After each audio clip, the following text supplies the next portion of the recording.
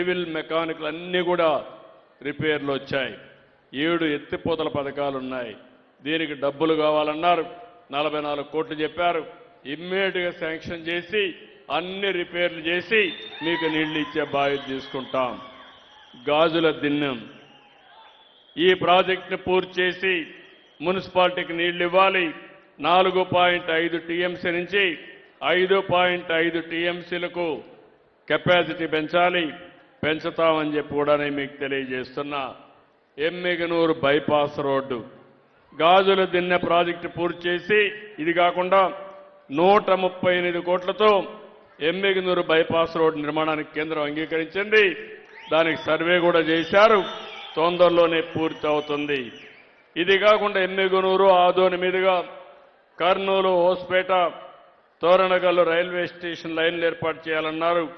ఇవి కూడా తప్పకుండా చేపిస్తామని కూడా నేను మీ అందరికీ హామీ ఇస్తున్నా. ఇక్కడే ఎంపీ గారు ఎప్పుడు కూడా కర్నూలు బళ్ళారి నేషనల్ హైవే కింద దీన్ని కూడా తీయాలని చెప్పి అన్నారు. ఇది ఒకటి జల్ జీవన్ మిషన్ కూడా భ్రష్టు పట్టించారు. మనకు రావాల్సిన నిధులు కూడా రాకుండా చేసే పరిస్థితికి వచ్చారు. ఈరోజు అన్ని క్యాన్సిల్ చేసి మీరు సరిగా సద్వినియోగం చేసుకోలేదు అని చెప్పే పరిస్థితికి వచ్చారు. దానికి కూడా నేను టేకప్ చేస్తున్నా. ఇక్కడ అన్ని పనులు చేయగలుగుతాం. కానీ జల్ జీవన్ మిషన్ కూడా పాతవి మాత్రం శాంక్షన్ చేశారు, కొత్తవి మాత్రం బ్యాన్ చేశారు. మనకు కూడా ఆర్థిక ఇబ్బందులు ఉన్నాయి. వీలైనంత తొందరలో ప్రతి ఒక్క ఇంటికి కొళాయి ద్వారా నీళ్లు ఇవ్వాలనేది నా ఆలోచన. దానికోసం పనిచేస్తాను.